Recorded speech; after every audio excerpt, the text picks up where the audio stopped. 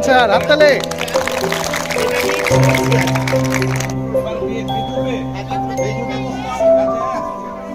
আচ্ছা তোমরা বলবে, শুনবে, হাত তুলবে।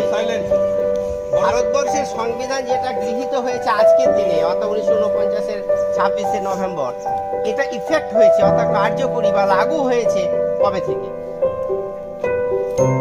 বলা হয়েছে? আমি বলেছি প্রথমে ভারতবর্ষের সংবিধান আজকের অ্যাকসেপ্ট হয়েছে, গৃহীত হয়েছে, কিন্তু এটা ইফেক্ট হয়েছে, কার্যকরী হয়েছে, লাগু হয়েছে কবে থেকে? হ্যাঁ? সালটা? সাল। বাহ, বাহ বাহ বাহ, ভেরি গুড, রাইট আনসার।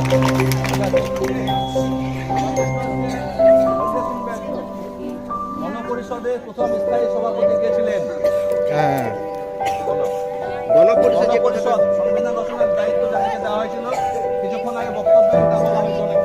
সেই গণপরিষদের প্রথম স্থায়ী সভাপতি কে ছিলেন? Very good. আচ্ছা আমি বলছি এটাতে তো আমি করছি। এর খসড়া কমিটির চেয়ারপারসন পুরো নামটা আরেকবার বলো, তার আগে কিছু একটা আছে। হ্যাঁ, প্রচুর হাত উঠেছে, সঠিক